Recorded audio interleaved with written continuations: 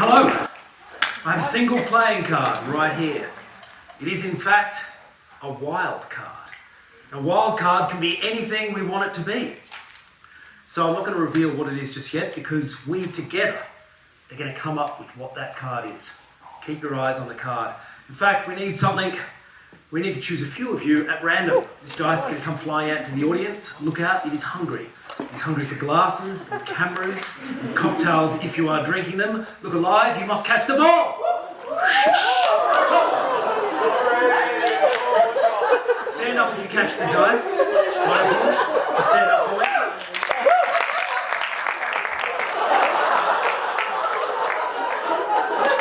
I see, it's been rejected. Let's go and get the dice. Let's try that again. So you just need to catch the dice and hold on to it for me. Ready? Here we go. Up.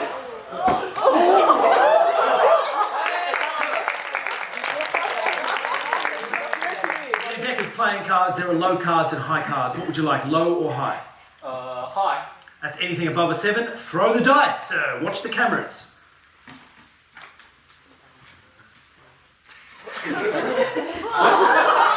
To the only person who wasn't watching.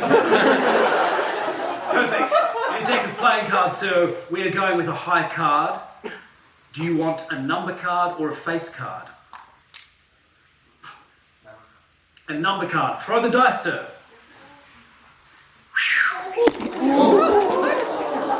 Trying to take out the cameras, I see. Perfect. So we've got a face card. In a deck of playing cards, there are 4 suits: spades, hearts, clubs, and diamonds. Which one would you like? Hearts. Hearts. Throw the dice. Perfect. So we have a heart and it's a face card. So it's either a jack, queen, or king. Whoever's got the dice up there, what would you like? A jack. A jack. So, as decided by you, the audience, the jack of hearts. No.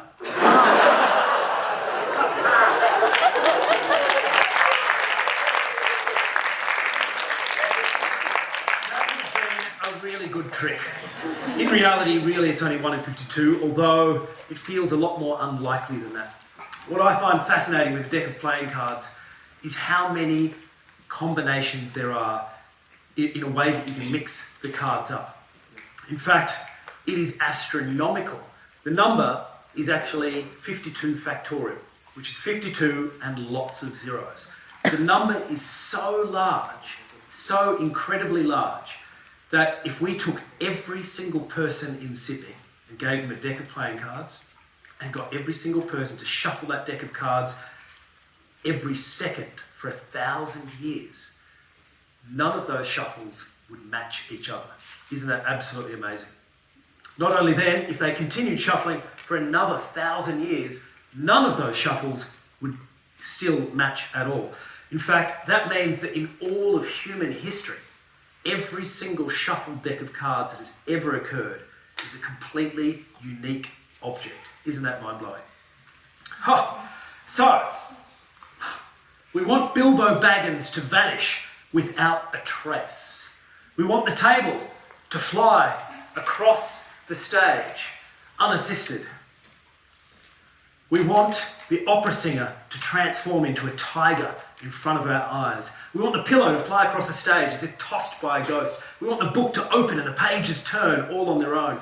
We want 16 football captains to instantly appear on the stage. We want you to transform handfuls of dirt into glasses of fresh, delicious red wine that our guests can drink. In my line of work, as a professional magician and magic designer and consultant and director of stage and screen illusions, these are somewhat normal briefs that come across my desk every other day. Generally, I respond with a huge breath and an exhale with a cocktail of panic, dread, fear, a little bit of excitement, and a touch of potential. I mean, what if I can't solve it this time? I mean, it's a ridiculous idea. I mean, I'm sure lots of us have all been there. You know, we've taken on a task or a project. Google's not coming up with the answers. The AI assistants are spitting out garbage. All we've got is a headache and a deadline. and a big question of how. How the hell am I going to do this? Everyone take out your hands for me, squeezing fast, like this, moving them outwards, tickle your neighbour's ear, bring them around to the front, waving, just like this, drop your left hand, keep waving your right arm, so you've got a blur in front of you, lock it in, lock it tight, tilting it right back, feel that stretch in the arm, tilting down to the left, just lock it in, just like that. Beautiful. Keep that arm stretched, that palm right up to the stage. Thank you, sir. Beautiful. All right, pull it back with your other hand as well. Wiggle your thumb. Take a deep breath in with me on 3 and follow along. You ready? Exhale. Bending down. Don't hurt yourself, madam. I'll be impressed you can get this far, sir. Keep going. Shake it out, folks. So, I come from a middle-class working family in the outer suburbs of Canberra. My dad was a practical man, a tinkerer, a hoarder of epic proportions. You know the type, they'll keep a block of wood and some bent pieces of wire just in case they need it in 20 years' time. Our shed was full of all sorts of junk, ridiculous things and contraptions. In fact, I don't recall ever having a tradie ever come to our house because my dad fixed absolutely everything himself, even the things he really shouldn't have. But the real magic was our shed. You see, going to our shed, I always had a sense of unspoken possibility. You wanted to fix something, you'd make it happen, you'd make it do. If you wanted to build something from scratch, you'd cobble it together with scraps and stubbornness. In fact, I used to sit in my shed as a kid and pick up objects and try and move them just with sheer will, with my mind. I used to take old light bulbs, try and make sound effects and get the light bulb to glow.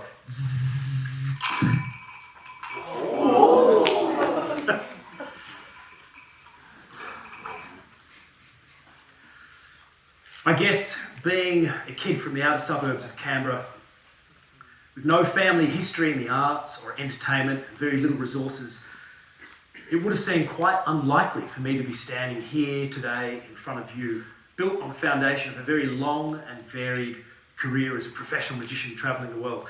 Well, at least my dad thought so anyway. He's now employed as my stage assistant in the touring show. So folks, what I thought we'd do, actually, well, it really, so often I forget how niche, and we were having this discussion earlier, how niche being a professional magician is as a career. In fact, it is estimated that out of all magicians, only 1 to 3% are actually professional full-time working magicians. And out of this group, only 1 to 2% would be magic makers or creators. And out of this group, only a couple of handfuls would work as designers and directors in theatre and screen. So, what was that card that we came up with, folks? Jack of Hearts. The Jack of Hearts. I still want to try and find that card for you. So what we're going to do is I'm going to take, we're going to add some more wild cards to the screen. There we go. Up here. In fact, I'm going to spread an entire deck of wild cards for you. Beautiful. That hand that you all warmed up with earlier, hold it up for me. And I want you to point to any of the cards on the back of that screen. That's right, keep pointing to the screen. It could be any colour of card. We're going to find that Jack of Hearts, wasn't it, sir? The Jack of Hearts. What I'd like you to do now, folks, is to move your finger across to the nearest blue backed card. Do that now. Keep going across, perfect, to the blue backed card. Now what I'd like you to do is to move across to the nearest, and make sure it is the nearest green backed card. Do that now. We're going to move one more time. This time I'd like you to move your finger across to the nearest red-backed card. Do that now. Perfect. All of us should be pointing to a red-backed card. There's no way I could possibly know where you're pointing, but hopefully we've all come together. Whoa! Is that your card, folks? Let's find out. Let's find out if it is indeed the Jack of Hearts. But I'm going to leave you with a little bit of suspense. I'm just going to place that here. The Jack of Hearts. You know, impossible, the word, it's bandied around quite a bit, often disguised as I can't do it. I've never seen it done before. She said, he said, I can't be bothered, I'm too tired, I'm afraid, it's going to hurt too much. But all of this really comes from a place of fear. So, as magicians, we have a bit of an unusual relationship with the word impossible. In fact, we look at the word upside down and inside out. And whenever you see magicians or magician-adjacent practitioners, mentalists, clairvoyants, tarot readers, palmistry readers, mediums, levitating, vanishing, transforming, reading people's minds, predicting the future, what they're really doing is they're not doing the impossible. They're simply selling the impossible. We magicians are experts, but not at the impossible, just creating the illusion of the impossible. And so this is done with layers and layers of very tricky things. Misdirection, sleight of hand, cognitive bias, optical illusions, lighting, magician's choice, and my personal favourite, a dash of jiggery pokery.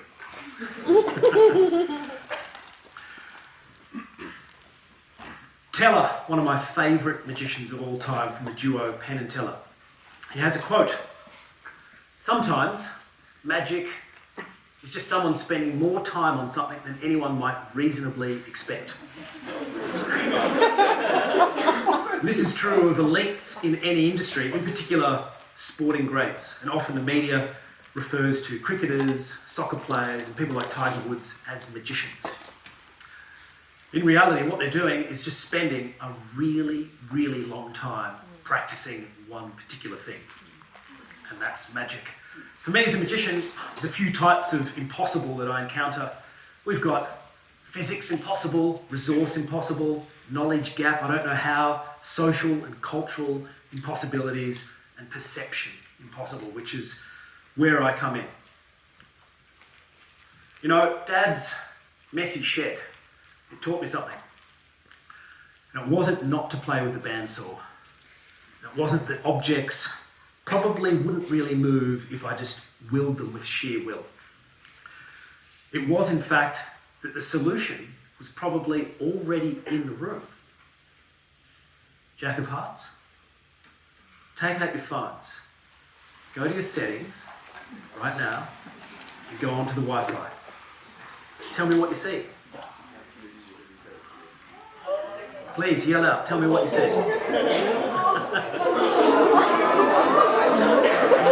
In fact, the Jack of Hearts has been in the room with us this entire time since you walked in the room.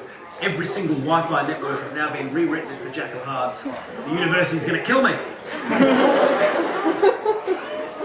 But here it is, the one single card from the screen is in fact the Jack of Hearts.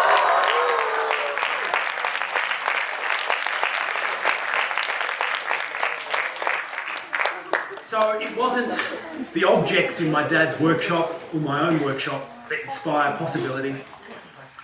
It's actually how I engage with them, and more specifically, how I play with them. You see, creativity doesn't lie in the neat instructions. It hides in the mess. It hides in curiosity.